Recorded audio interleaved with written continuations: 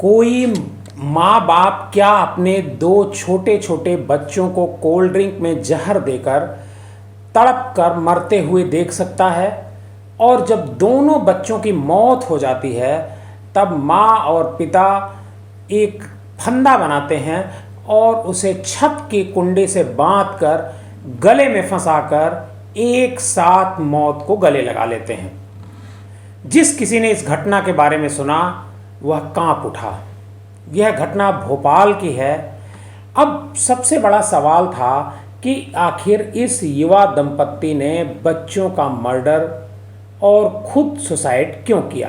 अब आप देख रहे हैं डीएनएम शो और मैं हूं देवकीनंदन मिश्र। डीएनएम शो में हम आपके लिए अपराध की दुनिया के साथ साथ हिस्टोरिकल कहानियां लेकर आपके सामने हाजिर होते हैं, जिसे आपने पहले इतना डिटेल में शायद नहीं सुना होगा।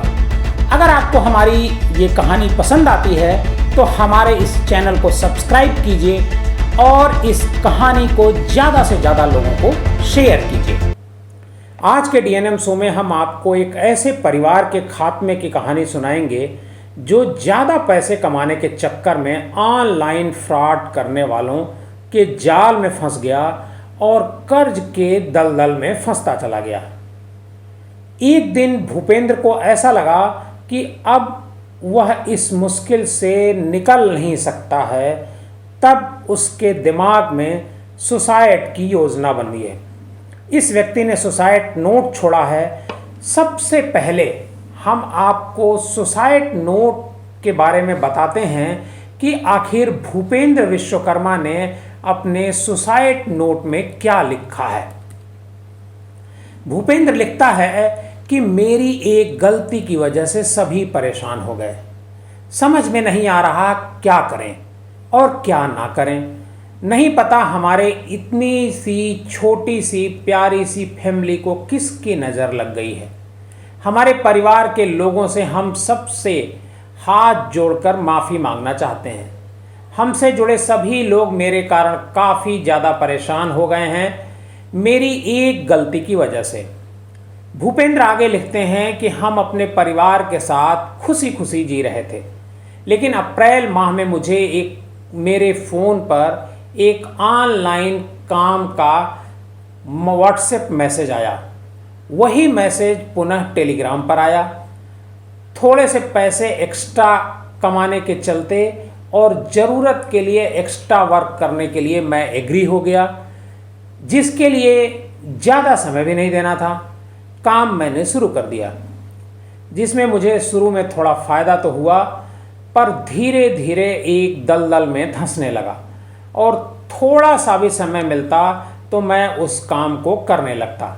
लेकिन काम का लोड इतना ज़्यादा हो चुका था कि मैं अपने दूसरे काम को नहीं कर पा रहा था और जो पैसे थे उसका भी हिसाब नहीं कर पा रहा था कि कितने पैसे हमारे इस काम में लग रहे हैं। इन पैसों का उपयोग घर पर भी नहीं हुआ। उसके चलते मुझ पर काम का दबाव ज़्यादा आने लगा। जब मेरे पास पूरे पैसे खत्म हो गए और कंपनी में लगाने के लिए पैसे नहीं बचे, तब कंपनी वालों ने लोन लेने के लिए कहा। मैंने लोन लेने से मना कर दिया क्योंकि मेरा सिविल खराब था। तब कंपनी वालों ने कहा कि आपको लोन मिल जाएगा, आप एग्रीमेंट साइन करो। भूपेंद्र ने एग्रीमेंट साइन किया और उसे तुरंत लोन मिलता चला गया और कंपनी में पानी की तरह पैसे लगाता रहा। भूपेंद्र लिखते हैं कि इस काम को शुरू करने से पहले मैंने वेबसाइट जो थी ई कॉमर्स बेस्ड कंपनी की थी, उसे ठीक से चेक किया था। ऐप पर वो टीआरपी के लिए काम करवाती थी। 2022 में मैंने आफ्टर कोविड इस काम को स्टार्ट किया था। कंपनी कोलंबिया की थी।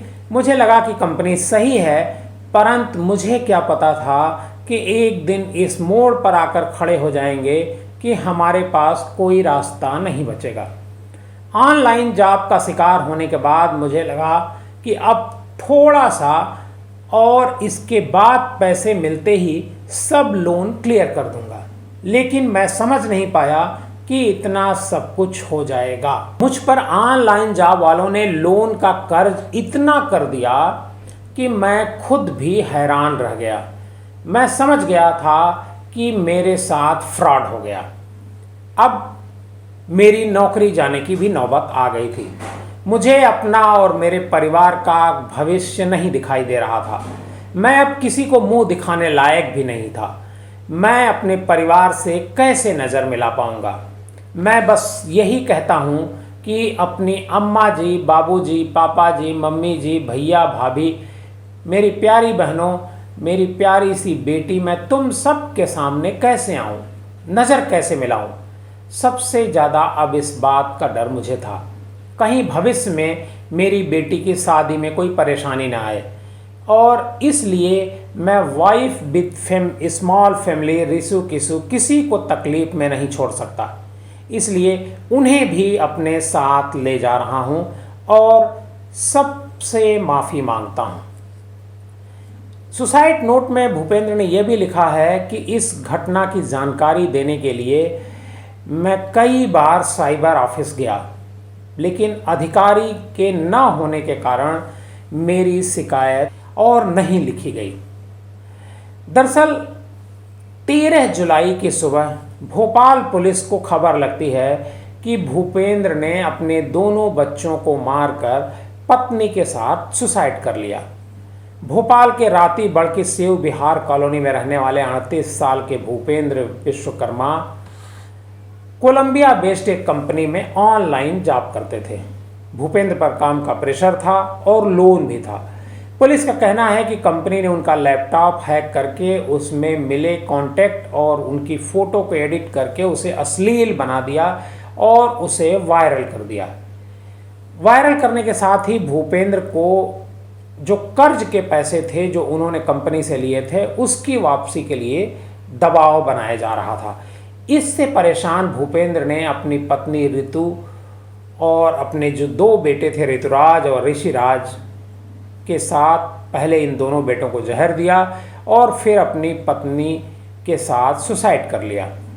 भूपेंद्र के बड़े भाई नरेंद्र विश्वकर्मा का कहना है कि उसने दोनों बच्चों और पत्नी के साथ देर रात सेल्फी कैप्चर की, कोल्ड ड्रिंक माजा में सल्फास मिलाया और दोनों बच्चों को पिला दिया। इसके बाद भूपेंद्र और उसकी पत्नी ऋतु बच्चों के पास ही बैठे रहे जब तक उन्हें यह नहीं कंफर्म हो गया कि दोनों बच्चों की मौत हो गई है। इसके बाद भूपेंद्र ने 2 दुपट्टे को आपस में बांधकर फंदा बनाया और एक साथ फांसी लगाकर जान दे दी। नरेंद्र विश्वकर्मा ने यह भी बताया कि भूपेंद्र के घर से सल्फास के 6 पैकेट मिले हैं। भूपेंद्र विश्वकर्मा ने बताया कि गुरुवार तड़के 4 बजे वह जो पंकज विश्वकर्मा है उसने अपनी भतीजी रिंकी विश्वकर्मा को व्हाट्सएप पर अपना सुसाइड नोट भेजा था। इसके साथ ही पत्नी और दोनों बच्चों के साथ जो सेल्फी खींची थी उसे भी भेजा था और उसमें फ़ोटो कैप्शन लिखा था, यह मेरी आखिरी फ़ोटो है, आज के बाद हम कभी नहीं मिलेंगे। इन फ़ोटो और सुसाइड नोट को रिंकी ने सुबह 6 बजे देखा और परिवार वालों को सूचना दी। रिंकी मंडीदीप में एक धागा फैक्ट्री में काम करती है। पंकज विश्वकर्मा ने बताया कि भूपेंद्र बड़े पिता के बेटे थे। उनके साथ साइबर क्राइम हुआ है। उनका मोबाइल और कंपनी से मिला लैपटॉप हैक कर लिया गया था। मोबाइल में उनके जितने भी कॉन्टैक्ट नंबर थे वो भी हैक कर लिए गए थे। उनकी जो तस्वीरें मोबाइल में थी उसे भी हैक कर लिया गया था और उसे एडिट करके अश्लील बना दिया गया था और उसे वायरल कर दिया गया था। और वायरल करने के बाद जो कंपनी के लोग थे वो धमकी देकर पैसों की डिमांड करते रहते थे। परिवार के लोगों का कहना है कि कंपनी ने उनसे 17 लाख की डिमांड की थी। भूपेंद्र कहते थे कि ये पैसे हम कहाँ से लेकर के आएंगे, और जो बैंक में पैसे थे वो पहले ही खाली कर दिए गए। भूपेंद्र की चाची जो हैं, जो लीला विश्वकर्मा हैं, उन्होंने पुलिस को बताया कि किसी को कुछ पता नहीं था।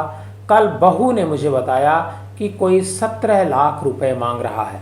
कह रहा है कि नहीं दिए तो घर को बर्बाद कर देंगे। पुलिस की अभी तक की जो जांच में मामला जो प्रकाश में आया है वह ऑनलाइन फ्रॉड का प्रकाश में आया है। पुलिस का कहना है कि एक्सटॉर्शन जिस किसी ने भी किया है उसके खिलाफ भी मुकदमा दर्ज किया जा रहा है। आज की हमारी ये कहानी आपको कैसी लगी हमें कमेंट बॉक्स में जाकर ज़रूर बताइएगा।